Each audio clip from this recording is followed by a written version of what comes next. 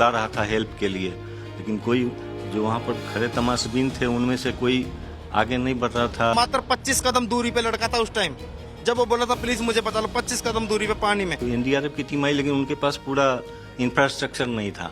वो केवल रस्सी के सहारे जाना चाह रहे थे, जो कि वहाँ पहुँच नहीं रही थी। उनके पास डाइवर या स्विमर होना चाहिए था, जब बोट से वहाँ एक्सेस कर सकते तो मेरी बेटे की जान बचाई जा सकती। ये उस पिता की दर्द भरी आप बीती है जिन्होंने अपने सामने जवान बेटे युवराज मेहता को धीरे धीरे मौत के मुंह में समाते देखा। सब वहीं खड़े थे, पुलिस और प्रशासन भी, फायर ब्रिगेड भी और एनडीआरएफ, एसडीआरएफ की टीम भी। युवराज के पिता गिड़गिड़ाते हुए सबसे गुहार लगा रहे थे, कोई तो उनके बेटे को बचा ले। लेकिन पुलिस, एसडीआरएफ, एनडीआरएफ और तमाम प्रशासनिक अमले के सामने युवराज डूबता रहा और मौत के आगोश में समा गया।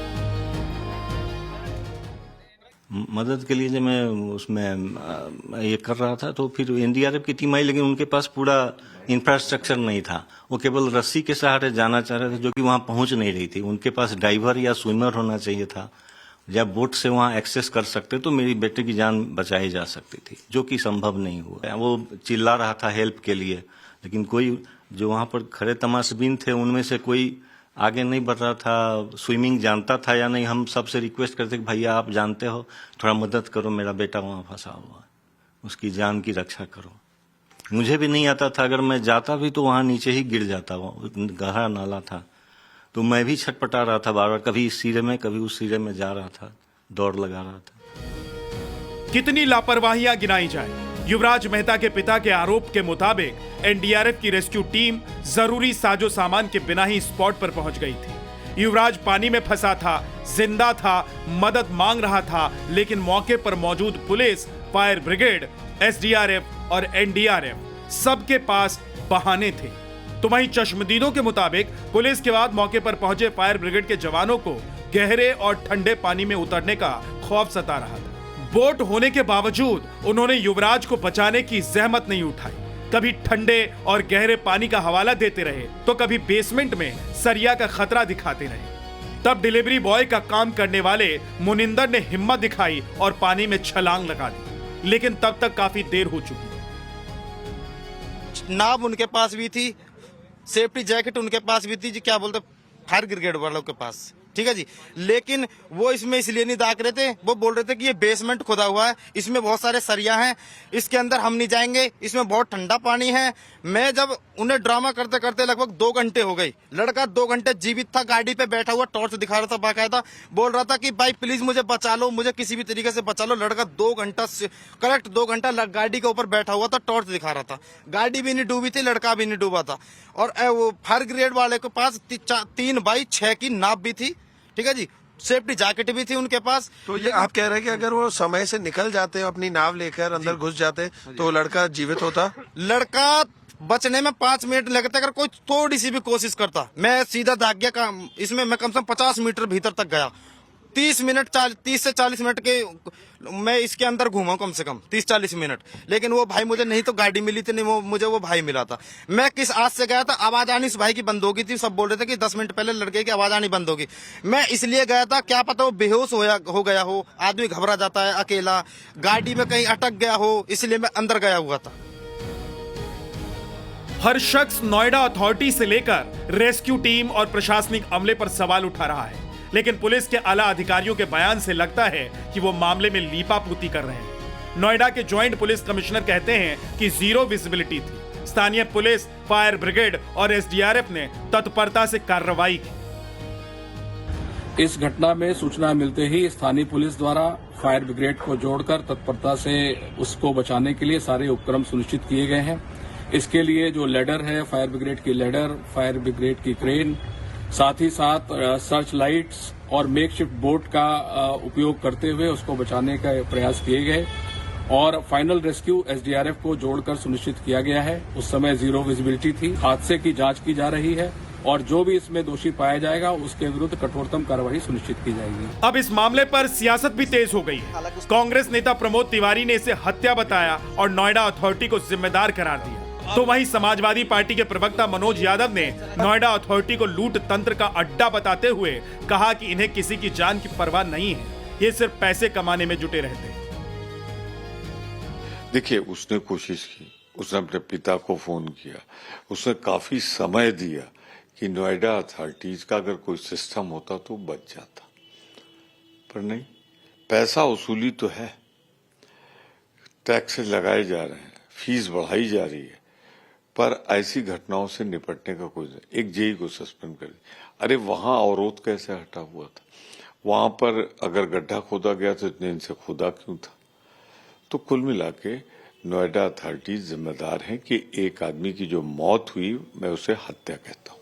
जब अव्यवस्थाएं होंगी, जब लोगों के लिए व्यवस्था इस तरह की नहीं की जाएगी कि लोगों के जान माल की रक्षा की जा सके, तो निश्चित तौर पे सिर्फ और सिर्फ अगर कुछ होगा तो वो होगा लोगों की जान जाएगी। लेकिन चाहे वो नोएडा की अथॉरिटी हो, चाहे लखनऊ हो, चाहे कानपुर हो, चाहे गाजियाबाद की अथॉरिटी हो, हर जगह पे योगी आदित्यनाथ जी की सरकार के भ्रष्ट अधिकारी गुंडेगर्दी कर रहे हैं और माल कमा रहे हैं। इसीलिए एक साधारण इंजीनियर की जान चली जाती है उसके एवज में, और सरकार को जो कठोरतम कार्रवाई करनी चाहिए वो नहीं करती। इस घटना में नोएडा अथॉरिटी प्रशासन से लेकर फायर ब्रिगेड और रेस्क्यू एजेंसियों पर उठ रहे सवालों के बाद योगी सरकार भी एक्शन मोड में है। मंत्री अनिल राजभर ने कहा है कि अगर लापरवाही हुई है तो बख्शा नहीं जाएगा। ये विषय माननीय मुख्यमंत्री जी के संज्ञान में आ गया है, और निश्चित तौर पर अगर किसी अधिकारी की कोई लापरवाही होगी या जानबूझकर अपने काम से किसी ने अगर मुंह फेरा होगा तो निश्चित कार्रवाई करेंगे। नोएडा में युवराज मेहता की मौत सिर्फ एक हादसा नहीं, ये सिस्टम की नाकामी, लापरवाही और बेरहमी की पूरी कहानी है, जहां एक पिता बेटे की जान बचाने के लिए मदद के लिए चीखता रहा और पूरा सिस्टम तमाशबीन बना रहा। तो अब सवाल सीधे योगी सरकार के सामने है कि वो इस मामले में क्या कार्रवाई कर नजीर पेश करेंगे। अब निगाहें योगी सरकार पर है, क्या सिर्फ जांच के आदेश देंगे या फिर इस मौत की जिम्मेदारी तय होगी? कब तक नोएडा में ऐसे हादसे होते रहेंगे और नाकामियों पर लीपापोती का खेल चलता रहेगा? Bureau report, times now, Navbharat. आप जानते हैं ये जो नोएडा अथॉरिटी है ना, जिसकी वजह से ये हादसा हुआ है, लोग जिसको कह रहे हैं कि सबसे बड़ा अगर जिम्मेदार कोई है तो वो ये है। जानते हैं क्यों? क्योंकि आपको मैं बताता हूं, नोएडा अथॉरिटी की जो कमाई है 2024-25 में 6,456 करोड़ रुपए, और अगले साल 7,000 करोड़ से ज्यादा की कमाई का प्लान किया गया था। यानी कि आप सोचिए कि इतनी बड़ी अथॉरिटी, इतनी मोटी अथॉरिटी, और ये नोएडा जो पूरे देश के लिए, उत्तर प्रदेश के लिए सबसे बड़ा टैक्स पेयर कहा जाता है, जिसको कि अगर उत्तर प्रदेश में देखें टैक्स पेयर्स के मामले में तो ये सबसे बड़ा जिला है गौतम बुद्ध नगर। देश के हर हिस्से के लोग यहां पर घर खरीदना चाहते हैं। 150 सेक्टर में जहां पर मौत हुई है, यहां पर आप घर खरीदने के लिए चले जाइए, मतलब 2 करोड़ से नीचे तो कोई आपसे बात नहीं करेगा, बैठने नहीं देगा, पानी नहीं पिलाएगा कोई, अगर 2 करोड़ रुपए से कम आपकी जेब में पैसे हैं। और सुनिए, जिस युवक की मौत हुई है, जिस इंजीनियर की मौत हुई है, 5 साल से नौकरी कर रहा था, इंजीनियर था, टैक्स पे कर रहा होगा। क्यों कर रहा था? कि एक दिन अंधेरे में, फॉग में उसकी गाड़ी अगर किसी गड्ढे में उतर जाएगी, जो गड्ढा सिस्टम ने बनाया था, उसमें डूबकर उसकी मौत हो जाए। मैं और आप पैसा क्यों टैक्स के तौर पर देते हैं? और मतलब ये तो इस युवक की बात रही, इसके पिता वो भी टैक्स पेयर हैं, सालों से टैक्स पे कर रहे हैं। उनके टैक्स का पैसा क्या हुआ, कहां गया? और सुनिए, नोएडा अथॉरिटी को केंद्र सरकार ने स्पेशल टैक्स में छूट दी हुई है ताकि वो इसी तरह के कामों को कर सके अच्छे से। तो मतलब आप सोचिए कि सब सोते रहे, ये Noida authority, NDRF, SDRF, police, rescue टीमें सब वहां पर पहुंच गए, लेकिन खाली हाथ पहुंचे हुए थे। एक टॉर्च लेकर नहीं गए हुए थे, मोबाइल के टॉर्च से, लाइट से इस युवक के पिता उस गड्ढे में डूबते, जल समाधि लेते अपने बेटे को देख रहे थे, चिल्ला रहे थे कि बचा लो मेरे बेटे को। कोई कह रहा था ठंडा पानी है, कैसे उतर जाए, कोई कह रहा था कि सरिया होगा क्योंकि किसी कॉम्प्लेक्स के लिए यह बेसमेंट बनाया जा रहा था। आखिरकार इसकी मौत हो गई। सवाल यही है कि इसके लिए जिम्मेदार कौन है और मानवता भी क्या कहीं बची हुई है? मुनिंदर हमारे साथ इस वक्त है, ये डिलीवरी बॉय हैं, चश्मदीद भी हैं। ये जब कोई नहीं उतरा पानी में तो क्या हुआ, उनसे मैं भी बात करूंगा। नवीन भटनागर जी हैं, पूर्व डीजीपी एनडीआरएफ के। Tanveer Zafar Ali retired IAS officer हैं उत्तर प्रदेश से। ममता काले राजनीतिक विश्लेषक हैं। गौरव चाचरा समाजवादी पार्टी के प्रवक्ता हैं। दीपक भाटी कांग्रेस के नेता हैं। आप सभी का बहुत बहुत स्वागत है। सबसे पहले मुनिंदर, मैं ये चाहता हूं कि आप बताइए आज देश को, न भारत के जरिए, कि वहां पर जो लोग मौजूद थे, जो टीमें मौजूद थी, पुलिस अथॉरिटी, रेस्क्यू टीमें जो मौजूद थी, वो क्या कर रही थी? क्यों नहीं इस युवक को बचाया जा सका?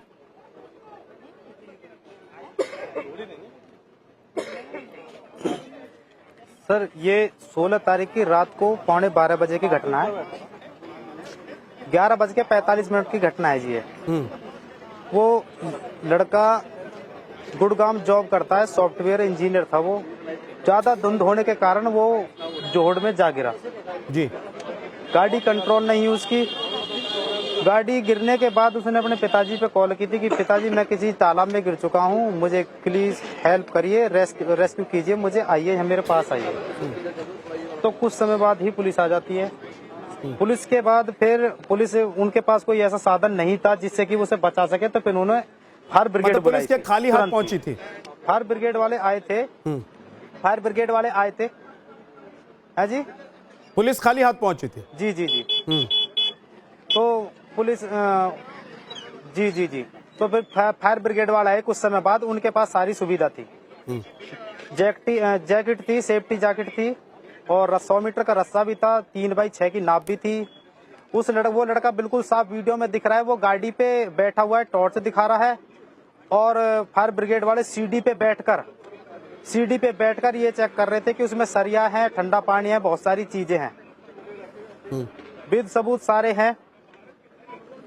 जब मैं आया, मैं फ्लिपकार्ट में जॉब करता हूँ।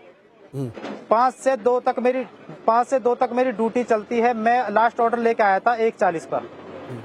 मैंने आके सारा सिस्टम देखा तो पूरी पुलिस प्रशासन, फायर ब्रिगेड वाले सब लगे हुए थे बचाने में।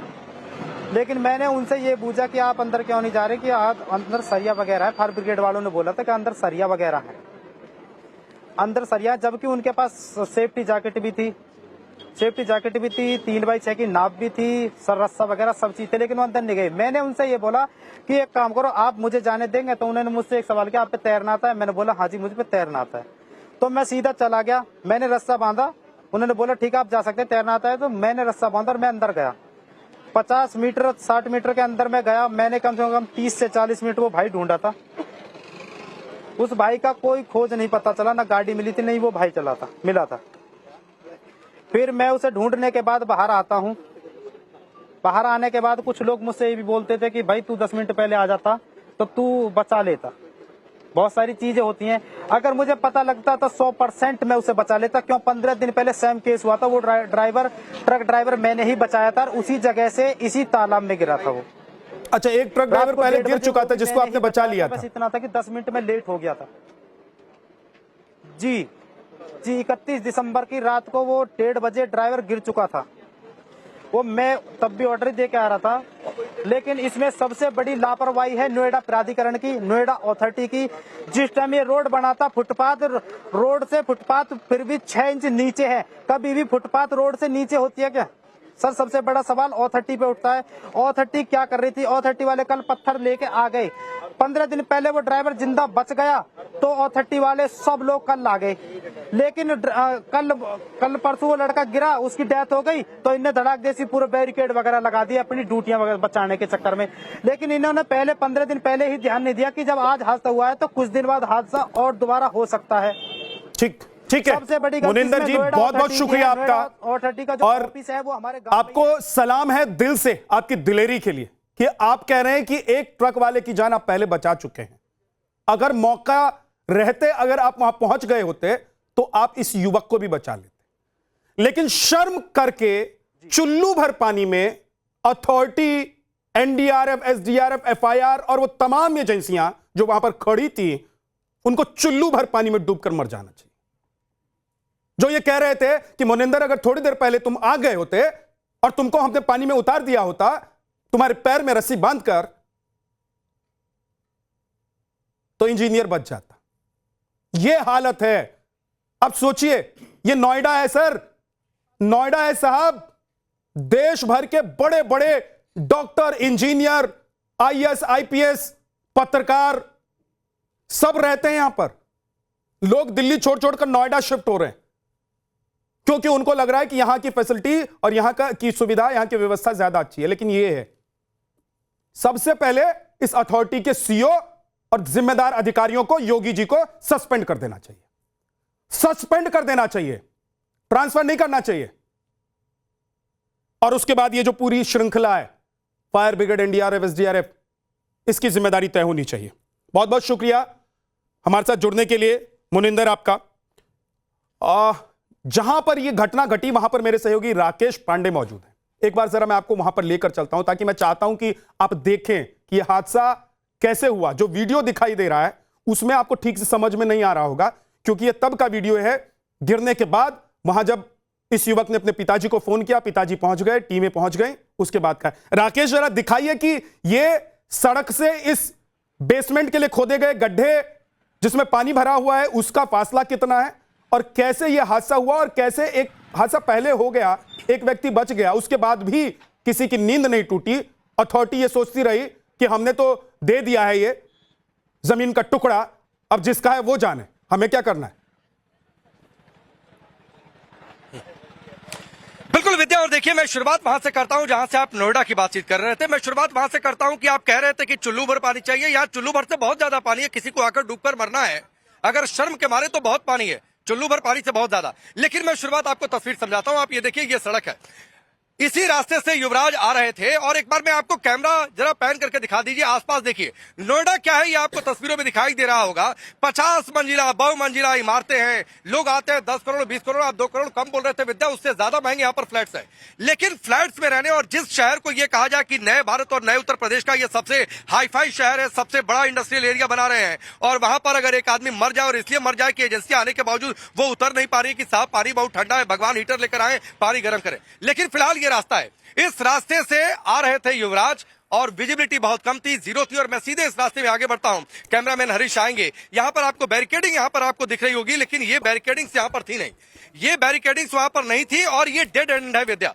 ये डेड एंड इसलिए है क्योंकि यहां से 90 डिग्री का टर्न है, सड़क इसके आगे नहीं है, और यहां से ये रास्ता दाहिने की ओर मुड़ जाता है। और हुआ क्या कि जीरो विजिबिलिटी के चक्कर में ये अंदाजा नहीं लगा युवराज को, और जो बैरिकेडिंग आपको यहां पर दिख रही है ये बैरिकेडिंग नहीं थी, इसलिए वो सीधे आते चले गए। और सीधे आने के बाद यहां पर आप देखिए एक नाला यहां पर है, इस नाले को क्रॉस करते हुए ये जो सामने आपको पानी दिख रहा है यहां पर गिर गए।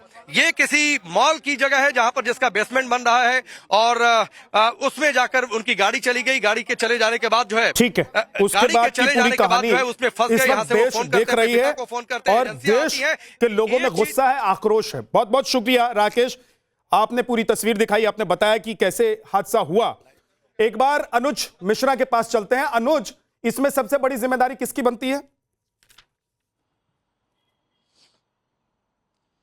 जी बिल्कुल, निश्चित तौर पर अथॉरिटी की पूरी जिम्मेदारी बनती है, क्योंकि इलाके के लोगों का भी साफ तौर पर यह कहना था कि इसको लेकर कई बार शिकायत की गई, कई बार बताया गया कि यहाँ पर न तो किसी तरीके की बाउंड्री है और बैरिकेड भी नहीं लगता। इतना ही नहीं, लाइट की जो व्यवस्था थी वो भी खस्ता हाल थी, जिसको लेकर भी शिकायत कई बार की गई। लेकिन अथॉरिटी को कहीं अथॉरिटी ने इस बाबत जो है किसी तरीके की कोई कार्रवाई नहीं की, और इसका नतीजा साफ तौर पर देखने को मिला। हालांकि अब अथॉरिटी की तरफ से यह कहा जा रहा है, वही रटा रटाया जवाब दिया जा रहा है कि जांच की जाएगी, और जांच के बाद जो जिम्मेदार होगा उसके खिलाफ कार्रवाई की जाएगी। लेकिन सवाल यही उठता है कि समय रहते इस पूरे मामले में कार्रवाई क्यों नहीं की गई, और किस तरीके की जांच की जा रही है, क्योंकि कई ऐसे अधिकारी हैं जो कहीं ना कहीं इस पूरे मामले में सवालों के घेरे में हैं। क्या कई अधिकारी तो छोड़िए, मैं तो कहता हूं सबसे पहले ऊपर से ठीक कीजिए। ये नीचे छोटे छोटे को ना नापते रहेंगे, जिम्मेदार ठहराते रहेंगे, ऊपर से सिस्टम ठीक कीजिए, सारा सिस्टम ठीक हो जाएगा। अगर क्लास का मॉनिटर टाइट रहता है ना तो बच्चे शांत रहते हैं, क्लास का टीचर टाइट रहता है ना तो बच्चे अच्छी पढ़ाई करते हैं। तो इसलिए उस मॉनिटर को या क्लास के उस टीचर को पहले ठीक कीजिए, उस अधिकारी को नापिए, उस पर एक्शन लीजिए। पुलकित के पास आऊंगा क्योंकि पुलकित आज यह भी दिखाने वाले हैं देश को कि नोएडा,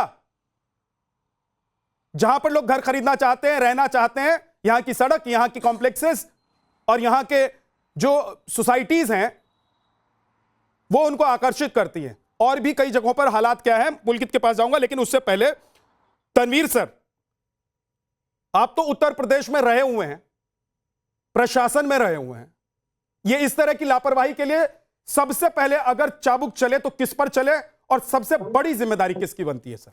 देखिए, सबसे पहले तो मैं इस दुखद घटना के लिए उसके मेहता के परिवार को मैं हार्दिक संवेदना देता हूं। जहां तक मैं सुन रहा हूं आप लोगों को, मनिंदर का, चश्मदीद का सुन रहा हूं, जो थोड़ा बहुत मैंने पढ़ा है, इसमें बेसिक बात यह है कि वो ऐसा डेड एंड था कि वहां पर कोई ना कोई बैरिकेडिंग या लाइटिंग साइनेज जरूर होना चाहिए था। ये एक लापरवाही है अथॉरिटी, मगर आप ठीकरा अगर नोएडा अथॉरिटी पर अगर फोड़ दें तो वो भी प्रॉपर नहीं है। कैसे उसकी सर? उसकी पूरी जांच होनी चाहिए, इंक्वायरी होना चाहिए। सर आप सिर्फ इसलिए कह रहे हैं कि पूरा ठीकरा फोड़ दें अथॉरिटी पर क्योंकि आप इस सिस्टम में रहे हुए हैं सर? नहीं, आप गलत सोच रहे हैं। मैं हमारा मतलब है सबके ऊपर देखना है किसने क्या क्या किया, किसकी क्या ड्यूटी थी।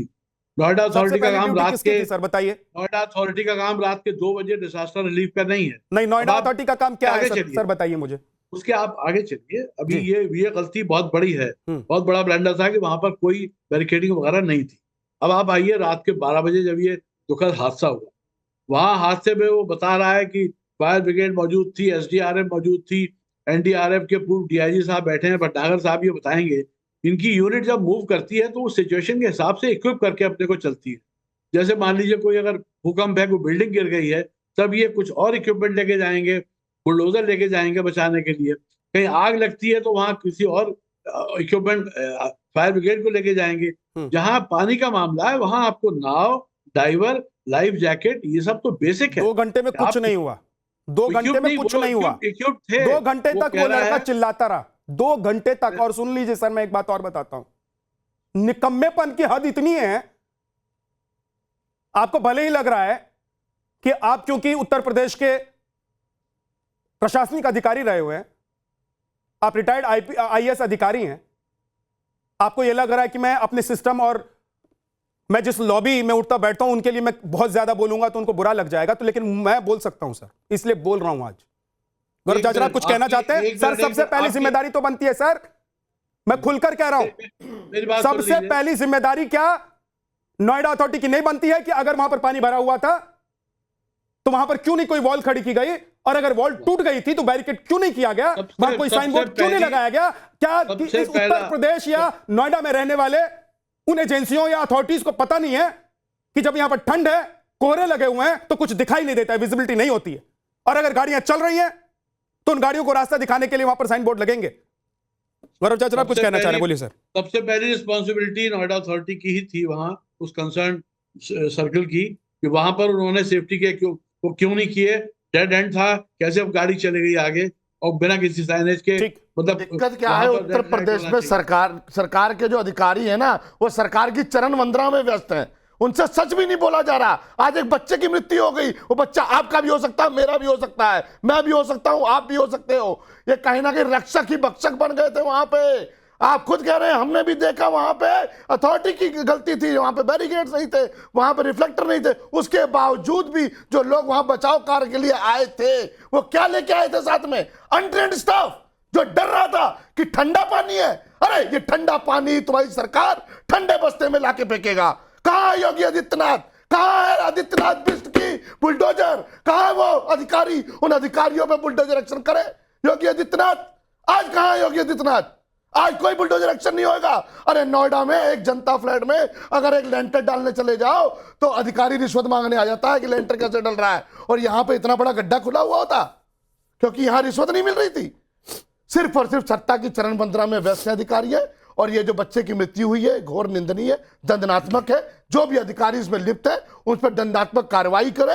समाजवादी पार्टी पूरे परिवार के साथ है, हमारी संवेदना पूरे परिवार के साथ है। हम मांग करते हैं उत्तर प्रदेश सरकार से 2 करोड़ का मुआवजा परिवार को मिले और उसके साथ ही साथ जो भी अधिकारी इसमें लिप्त है उस पर कड़ी से कड़ी सजा हो ताकि भविष्य में कोई और बच्चा ना मरे। ठीक, ममता काले के पास मैं जाऊं, लेकिन उससे पहले एक बार फिर से आपको नोएडा लेकर चलता हूं।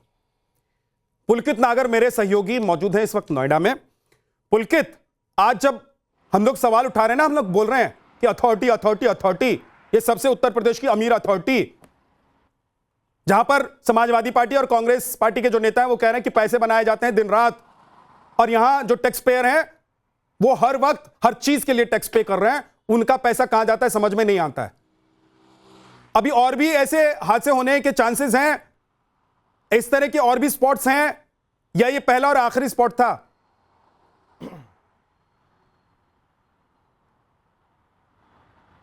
देखिए विद्यानाथ, जब आप बोलते हैं ना नोएडा है साहब, नोएडा है, तो उसके बाद में अंदर से बात सामने आती है कि कितने सालों से मैं इस शहर को देख रहा हूँ, कवर कर रहा हूँ। यहाँ हमेशा से यही हालात रहे हैं कि हादसे के बाद अथॉरिटी अपना पल्ला झाड़ती हुई नजर आती है। एक और यू टर्न दिखा रहा हूँ मैं आपको, ये सामने यू टर्न है, सामने बड़े बड़े मॉल आपको नजर आएंगे, और इस यू टर्न से जैसे ही आप मुड़ेंगे तो आपको सामने एक और बड़ा नाला, गड्ढा या कहें कुछ भी नहीं है। देखिए दीवार तक, छोटी छोटी जो दीवार है ना, बहुत छोटी छोटी सी, पत्थर जो रखे हुए वो भी टूटे हुए नजर आ जाएंगे, और सीधा गाड़ी इस नाले में अगर उतर जाए तो अथॉरिटीज पूरे नाले में किसी को बचा नहीं पाएगी। इतना बड़ा, इतना लंबा ये नाला है, और ये पूरे नोएडा के उस इलाके को कवर करता है जो सबसे पॉश इलाका माना जाता है। यहाँ पे फ्लैट की कीमत 5-5, 6-6 करोड़ रुपए से शुरू होती है, एक दुकान की कीमत करोड़ों से शुरू होती है, और मोटा रेवेन्यू अथॉरिटी इस इलाके से कमाती है। लेकिन व्यवस्था के नाम पर एक यू टर्न के सामने सीधा खुला हुआ आपको ये नाला हाईवे के साथ लगा हुआ नजर आ जाएगा। एक भी रोक नहीं है, एक भी बैरिकेड नहीं है, एक भी ऐसी जगह नहीं है जो किसी को गिरने से यहाँ रोक ले। सामने आप तस्वीर देख रहे हैं, और यही हालात है नोएडा के। पुलकित, आप ये कह रहे हैं कि आप वर्षों से रिपोर्टिंग कर रहे हैं, सालों से रिपोर्टिंग कर रहे हैं, और नोएडा को सालों से देख रहे हैं, हम लोग भी देख रहे हैं। हम जैसे जो लोग हैं जो ये सोचते हैं कि भाई नोएडा का मतलब है कि भाई दिल्ली से भी बेहतर चीजें, प्लान्ड सिटी है, वहां पे सब कुछ एकदम बढ़िया है ना, और वहां पर अगर रहने का मौका मिले तो हर व्यक्ति चाहता है कि वहां पर एक घर खरीद लिया जाए। ममता काले, जवाब दीजिए, बताइए, बीजेपी की सरकार है, योगी आदित्यनाथ की तरफ लोगों की नजरें हैं, नोएडा अथॉरिटी के सीईओ अभी तक क्यों बचे हुए हैं?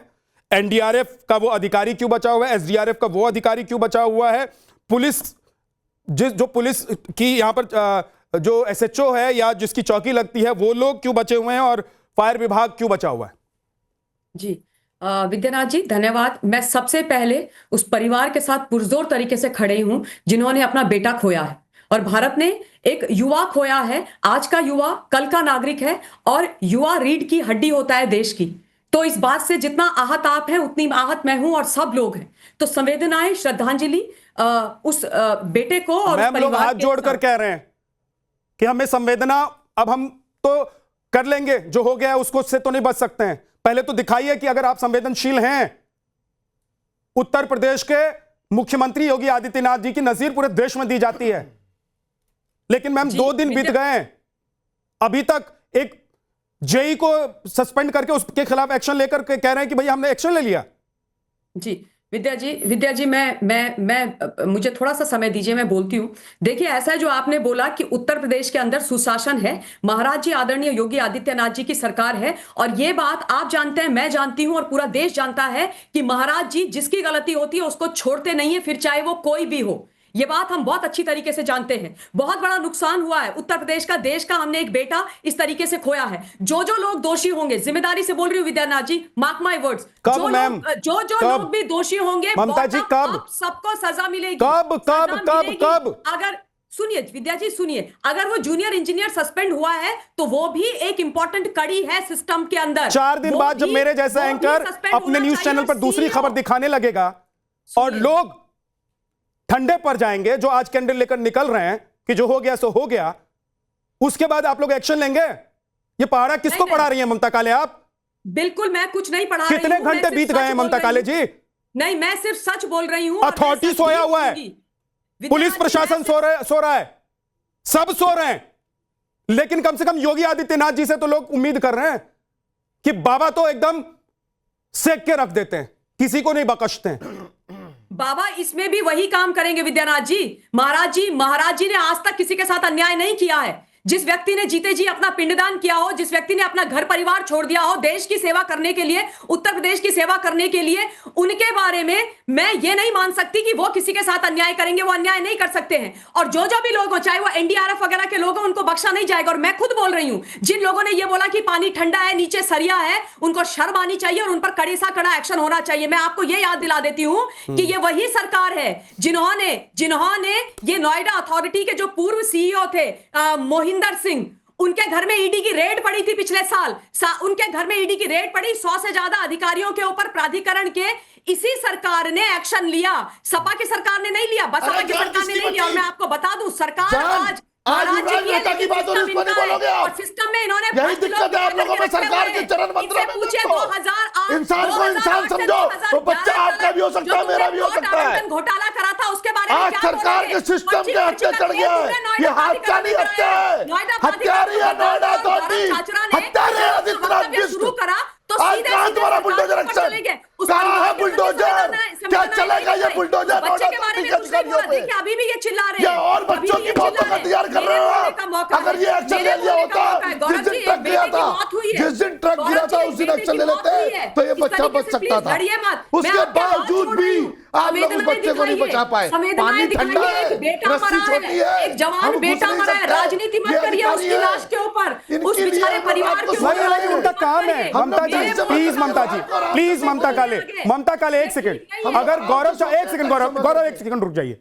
ममता जी, अगर गौरव चाचरा चिल्ला रहे हैं ना, तो विपक्ष में बैठकर उनका काम है कि सरकार अगर कोई काम 48 घंटे में नहीं कर पाई तो सरकार को याद दिलाए कि भाई जिसके लिए जनता ने आपको चुना है और जिसके लिए बार बार जनता आपको चुन रही है, वो काम आप कर दीजिए। तो उनका काम है।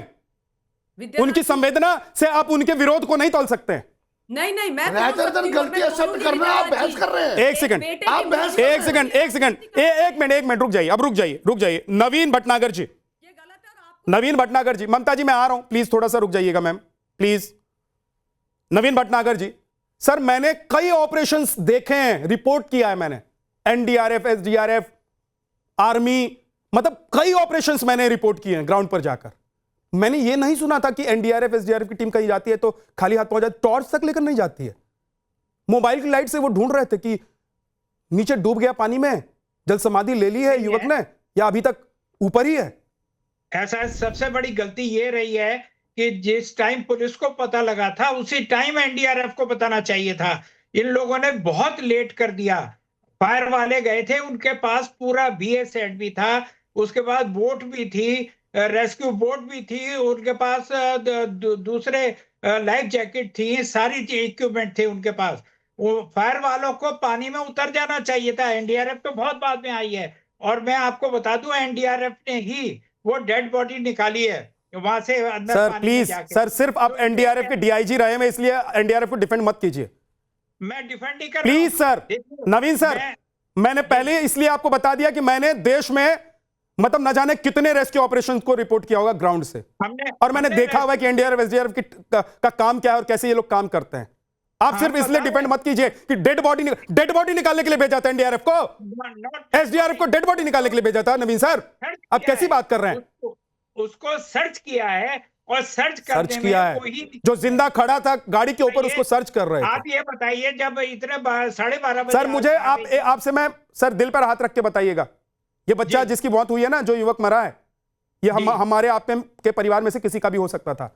दिल पर हाथ रख के बताइए कि अगर एनडीआरएफ या एसडीआरएफ या फायर ब्रिगेड के सबसे पहले अधिकारी को नापने की जिम्मेदारी आती है तो किसको नापा जाए?